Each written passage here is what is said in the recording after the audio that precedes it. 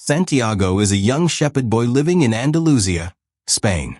He chose the life of a shepherd because he loves traveling and seeing new places.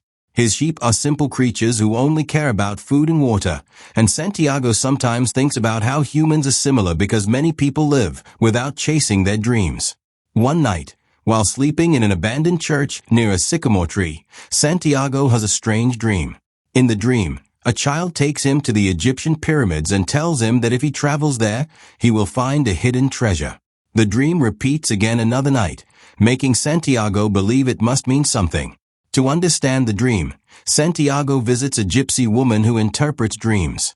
She tells him that dreams are the language of God, and that the dream is real. She says the treasure is near the pyramids and tells Santiago to go there, asking only for 1/10 of the treasure if he finds it. Santiago is unsure whether to believe her, but soon afterward he meets a mysterious old man in a town square who introduces himself as Melchizedek, the king of Salem.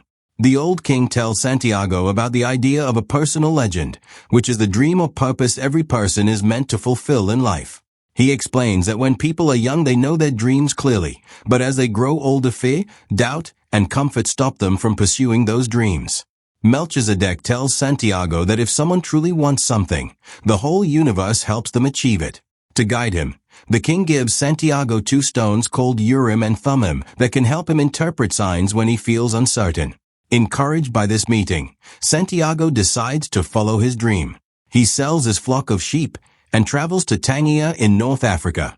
However, as soon as he arrives, he is tricked and robbed by a thief who takes all his money. Santiago feels hopeless and considers returning home. For the first time he experiences the harsh reality of pursuing a dream. But instead of giving up, he decides to keep moving forward and treat the situation as a lesson. He finds work with a crystal merchant who owns a struggling shop on top of a hill. At first the merchant is pessimistic and resistant to change, but Santiago begins working hard and introducing new ideas to improve the business. One idea is displaying crystal glasses outside the shop to attract customers. Later he suggests selling tea in crystal glasses, which becomes extremely popular. Through dedication and creativity, Santiago helps the shop become very successful. Over the course of nearly a year, he saves enough money to buy twice as many sheep as he originally had. At this point he faces an important decision. He can return home and live comfortably as a shepherd, or continue his journey toward the pyramids. Santiago realizes that if he returns home, he will always regret not finishing his quest. So he chooses to continue pursuing his personal legend. He joins a caravan traveling across the Sahara Desert toward Egypt. During the journey he meets an Englishman who is studying alchemy. The Englishman is searching for a powerful alchemist who lives at an oasis somewhere in the desert. He teaches Santiago about alchemy, the philosopher's stone, and the elixir of life. The Englishman believes knowledge comes from studying books, but Santiago begins to understand that wisdom also comes from observing life and listening to the world. Santiago learns about the soul of the world, a universal force connecting everything in existence. He realizes that when people pursue their dreams with sincerity, they connect with this universal energy. After many difficult days crossing the desert, the caravan arrives at the oasis of Al-Fayam because tribal wars are taking place across the desert. The oasis is a peaceful place with thousands of palm trees and many wells. While staying there, Santiago meets a beautiful desert woman named Fatima and immediately falls in love with her.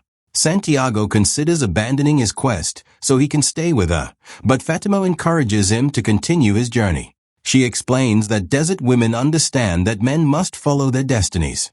True love does not stop a person from pursuing their dreams, instead it supports them. Santiago promises that he will return after finding the treasure. At the oasis, Santiago also meets the mysterious alchemist whom the Englishman has been searching for. The alchemist recognizes that Santiago has already begun learning the language of the world.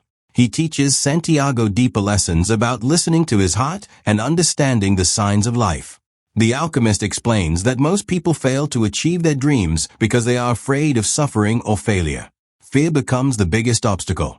The alchemist decides to guide Santiago across the desert toward the pyramids. During the journey they are captured by warriors from a warring tribe.